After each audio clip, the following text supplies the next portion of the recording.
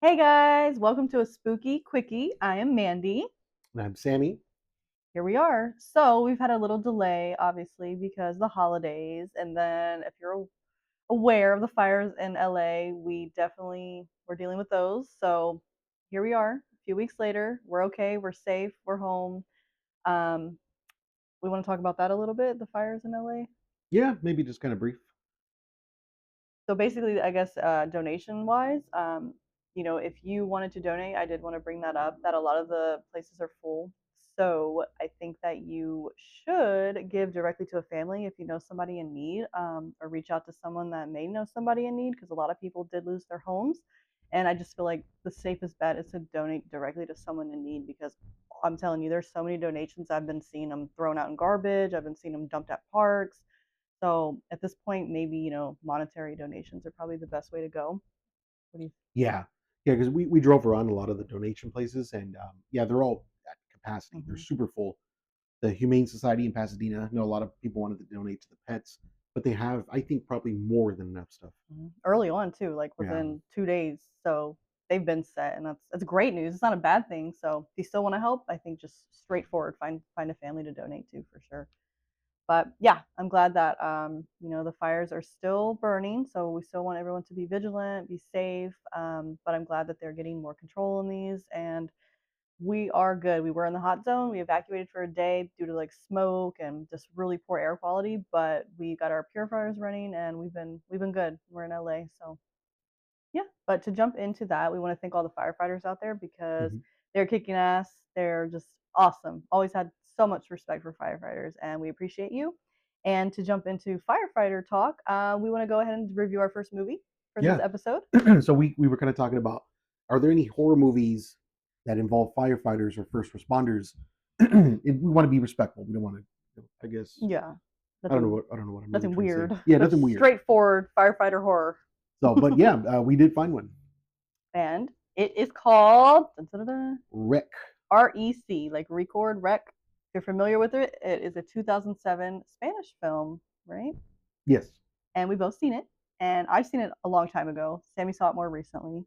Um, what do you think? With a fresh take, it's based in Barcelona, Well, really quick, just to recap. So I'd seen the what I thought was the American the version, American version. What is that called? Quarantine. Quarantine. That's not the original. And I'd learned from Mandy that Wreck is the original. hmm So I'd watched it recently, and not only is it way better than the original, it's pretty scary. It's really scary. Yeah, it's all in Spanish. Like Mandy said, it takes place in Spain, I believe. Barcelona. It's Yeah, a found footage style film. and it's creepy. Yeah. And tying into firefighters, I'll just give a quick rundown in the beginning. There is a what is she? She's a news reporter, I suppose, and she is doing a tag along with the local fire department. So she's at the station. There's kind of fun and games. They're joking around, right? It's kind of a good old time. And then they get a call. She heads out with them, and it's the news reporter and her cameraman, I believe. They go to this apartment complex, Yeah, and I'm trying to refresh, but you saw it more recently, so you got to fill in the gaps. I saw it today. Yeah, today. So they go into the apartment complex, right? And they're hmm filming and stuff. And then not giving too much away, but we'll give a little bit. So if you don't want to hear it, fast forward like a minute or something. What happens when they get into the apartment? So yeah, really quick, because it's fresh in my head. So they go to the fire station. They're kind of filming the firefighters. They get a well, the lady asks, if you get a call, can I go with you guys? They're like, yeah. So they do end up getting a call. So they go down to an apartment complex, like Mandy had said, and one of the tenants is kind of like, she's sick. I think they reported that she's sick Yeah, and she's being a because she little didn't come downstairs, right? And they're like, "Where yeah, is this tenant at?" And she's in her apartment. and she's being kind of violent. So it starts off pretty, like, right off the bat, like pretty violent. So that we're gonna spoil it. The movie's been out for a long time. 2007.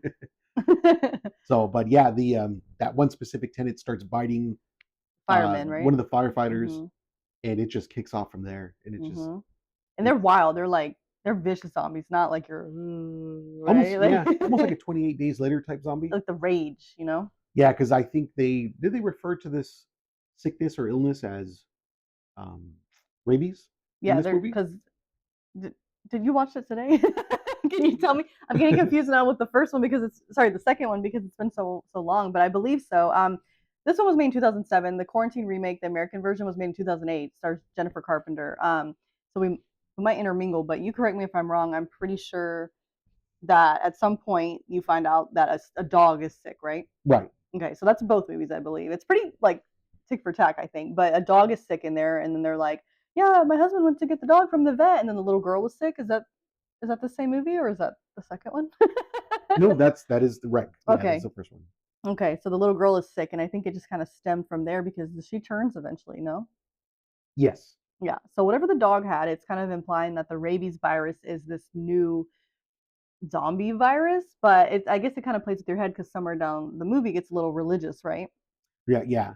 So towards the end of the movie, the the lady that's filming with her cameraman gets up to one of the some empty room in the apartment. Yeah, like the top attic, right? Yeah, Yeah. and that specific room has a bunch of like religious artifacts and stuff. Newspaper clippings, stuff like that, right? Yeah, and they find a Okay. voice recorder, and this lady plays a voice recorder, and it's a priest, I think, saying that one of his patients or something is sick, and he's trying to figure out what it is. So it ends up being kind of demonic. So that's what I'm a little confused on. I'd asked Mandy a little earlier: is it rabies that they're sick with, or is it something demonic? Are they Demonic. possessed? And That then and they pass it through saliva.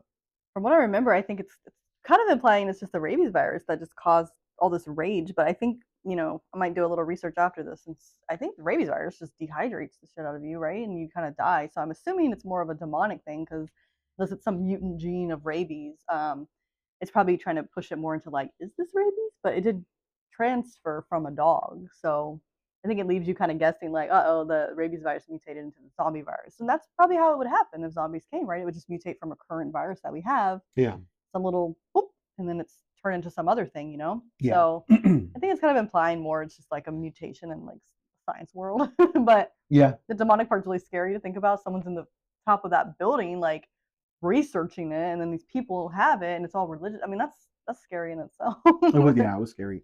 But again, it reminded me of 28 Days Later, or Mm-hmm. World War Z, Mm-hmm. same type of thing. Those kind of zombies. With the zombies or the infected people are they're violent, they're fast, they're brutal. So I liked it. I thought Yeah. it was way better than Quarantine. And Sammy doesn't know this, but there's a series of Wreck movies. There's multiples, and they are all really good. Actually, I learned about that because I wanted to say that if you want to watch Rec is free on Tubi, Ooh, and two. on Tubi, I believe they have two, three.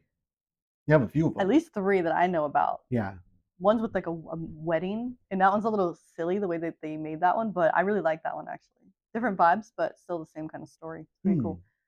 We'll have to watch those too. Maybe we'll review all of them. But yeah, 2007 Spanish found footage film, Rec, REC. 2008 remake, Jennifer Carpenter.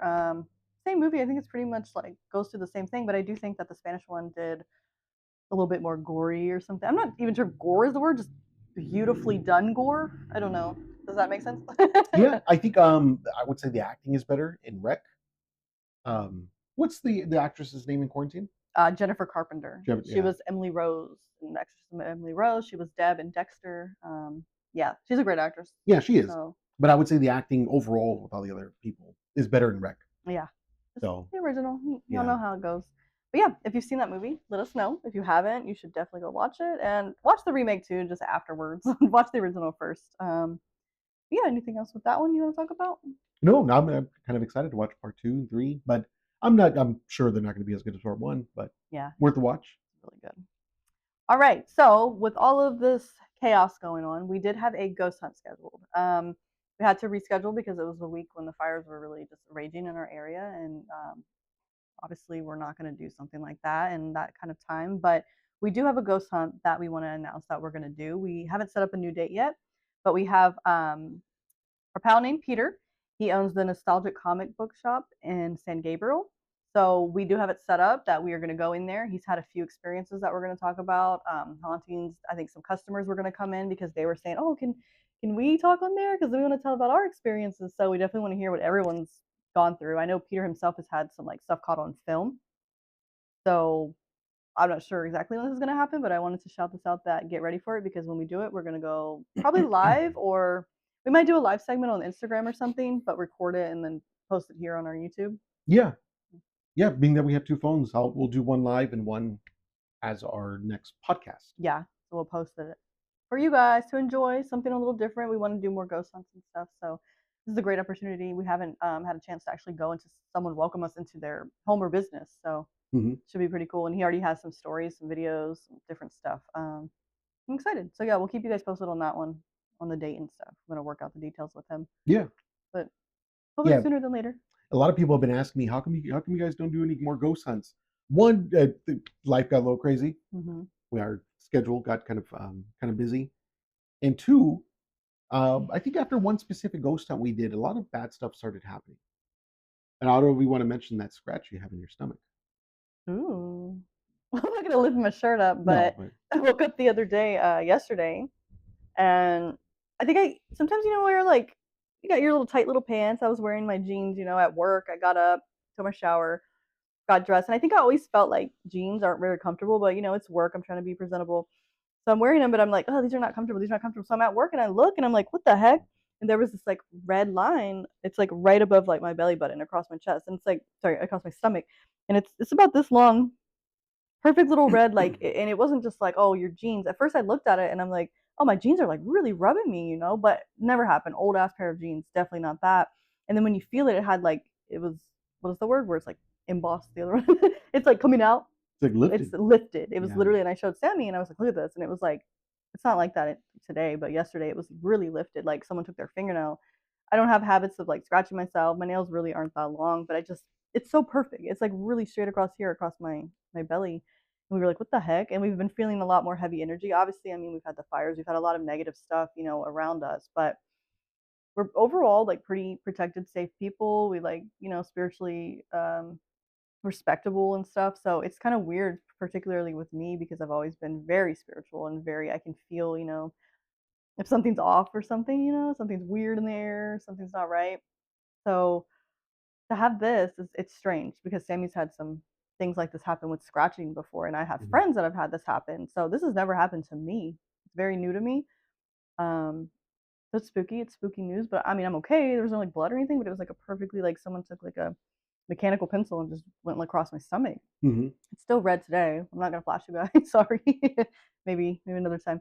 But I don't know. It's kind of weird, and it definitely just feels like something attached. Just being heavy and tired feeling, and just like I don't know. What do you guys think about that? I don't know if anybody else has ever experienced scratches like that. Just let us know. Like you wake up and you're like, what the hell? Like how did this happen? I don't even know. I would remember that. That's a Mhm. sensitive part of your body, and it's not like super exposed. I'm not walking around butt ass naked. So I don't know. Yeah. It's a big scratch. It's not something that's a little nick from a fingernail. It's pretty big. Maybe we'll post a picture of it. It went down a little bit. It's still Oh, red though. okay. But I mean, get a photo of like a day after. It's been like a day and a half or so. Well, a day since I've noticed it. So I don't know. But yeah, with that being said, we got to be careful because any demonic attacks aren't like the movies. You're not going to see shit flying in your house. You're not going Yeah, to see cups I'm flying. not gonna float up, eyes Yeah, roll back. I mean, but they start. Yeah, I think they start subtle. They'll start with scratches. They'll start with. Then they might lead into people just getting angry, yeah, emotions. It definitely is an emotional emotions. thing. Some movies do hit that on the nail because Yeah, definitely emotions will be not good. secluding yourself, things like that. It's very subtle. So we got to be careful. Oh my gosh. Okay, so what do you want to talk about next, Sammy? Well, you had a scary story that you might have wanted to share. Yeah, so we were taking scary stories from you guys, but obviously we've just been a little bit behind lately with so much going on in the world. So I will go ahead and share a scary story that I have that I was going to share on one of these episodes anyway. But please send us your scary stories, anything supernatural, aliens, whatever. Um, let us know. But I have one. I will start. I was like 6 years old. I was the youngest of all my cousins. I had like four other cousins. So I was about six. My other girl cousin was about eight, boy cousins 9 to maybe like 13, 14. We were bad kids playing on the Ouija board. We went and we played on the Ouija board. And we sat in the kitchen. I don't know. Our parents were probably out somewhere, and I have no idea where they were. Maybe asleep. I'm not sure. But my cousins were all playing, and then me and my girl cousin were the youngest. We got tired, so we went to lay in the living room. We had made a little pallet on the ground, and we're just like watching the TV. And then we hear our cousins like scream and yell, and we're like, "What the heck?" And like I know we walked. I can't remember exactly. It's a long time ago, but we walked into the kitchen, And I know that like the cat, I swear, I mean, I don't know if it's like a false memory, but I've always had the story since I was little till now. I don't remember making up any extra parts. It's all the true same story where our cabinets were like open and moving, like not swinging like crazy, but they were open. Every cabinet, I don't know, there's like 6 to 8 cabinets going like this, you know? And like it just looks so crazy. Like they're just, very subtly opening and closing. And I think I remember the refrigerator door opening, and we were like, "What happened? What happened?" And then my cousins were screaming. They're like, "It said TV!" And then like they went into the living room where we were because we had just turned the TV on, and like when they were using the planchette or whatever, it said TV. So they thought it was gonna like come for us, and then all of a sudden the cabinet started swinging. I remember seeing this, so I don't know if it's something you could just create in time, or what do you like? I mean, I really remember being even like 10 years old till now, remembering it clearly. I can see how false memories can be created, if you want to embellish your story a little bit. But always looking back, I'm like, and my story's never changed. My cousins have always like said the same thing. It's just, what do you think? I mean, I always I'm a skeptic. I'm the Scully for sure, because I'll be like, I'm a seer's believer, and I'm trying to remember being that young, but that story has never changed. And I remember our mom and my uncle, I think, like getting back to the house, and we tell them, and I remember burning that damn Ouija board. They made us burn it. We went outside and we burned it. So I mean, it must have been real because we were like burning in the backyard, in Virginia, like in the wooded, like horrible. But we burned the Ouija board, and I don't know. I always remember that. Like it's not fake. Yeah. Yeah, I think for one, to start on the more skeptic side, people's minds, they fill in a lot of details that they may not remember. Hmm. That people will embellish stories, of course. That's why when you hear a scary story, take it with a grain of salt sometimes, because you're just like, well, this person might be making Some it people are up. just bullshitters anyway. People are just straight up lying, or they're taking something that's real, embellishing it, making it a little bit more fancy. Scarier, yeah. But if you have multiple family members all telling the same story for years, then that, to me, that might seem legitimate. Multiple people were there, Yeah. and we were young, where it's not like we sat and we're like, hey, let's make this whole story and go with it for years. Like we were too small. I don't even know how we would have done that. And I don't know. So that's Yeah. my scary story. And I remember we actually played with the Ouija board a few more times in life, but I don't recall anything else happening. There was this one particular house. I remember it was on Laura Lane, and I always thought that was like such a scary, like it sounds like a movie title, Laura Lane, right? Like the house is gone now. They demolished it, years ago. But I remember we had visited it when I was like a teenager, maybe like early teens, and I remember going with my uncle, and we went to visit it because it was abandoned at that point, and we went in there and people were squatting in there, but like nobody was there when we went there, but people were squatting, and there was all these like weird spray paints and like eyeballs, and it looked really scary. So I was like, there was definitely some weird energy in there for sure. It had a wine cellar in the back underground, and we went to open it, and it was just full of water, like I guess rainwater over the years, but it was so scary, like you would shit. But that house in general was just creepy, and I always thought something weird was going on. And I'm like, that's when I just started learning at a young age, like to protect yourself. Just like even if you don't believe in anything, if you're not religious, spiritually, like energy is real. You can't deny energy. And energy can, if it's left something bad happens, I do believe bad energy's turned bad and negative, and it can come at you. It can attach. We are energy. Hmm. Yeah. So that's my scary story. I don't know if anyone else has Ouija board experiences. Like, let me know. Especially when you're that young, it's sat with me. I don't play it now. Not necessarily that I'm scared, but I kind of don't want to deal with any extra shit right now. If something wants to pop out and do that again, or like attach to me or somebody here, I'm like, nah, we have one for like aesthetic. It looks cool. It's a toy, whatever. But like, even if you're playing with the little soda pop trash can and you're like, ghost, move this, like you're talking to a spirit, like, or an energy or whatever you want to believe. So you could open a door you don't want to open, Hmm. right? Yeah. Yeah. Life is hard as it is. Why make it harder? And you got to be careful. I know some people like playing it; it's fun, and of course, it's really fun with a group of friends. It sounds really Spooky. fun, but be careful what you go looking for, because you just might find it. This energy is legit. But yeah, please send your scary stories because we want to share them. We'll talk about them. Real life ghost stories, alien stuff, anything creepy, supernatural. I mean, you saw your doppelganger somewhere. I mean, anything. Like we want to hear it. We love cryptoid stuff. Um, Anything else with that? No, I think, yeah, that's it. Hopefully, we haven't had a chance to ask anyone about scary stories, as Mandy had said.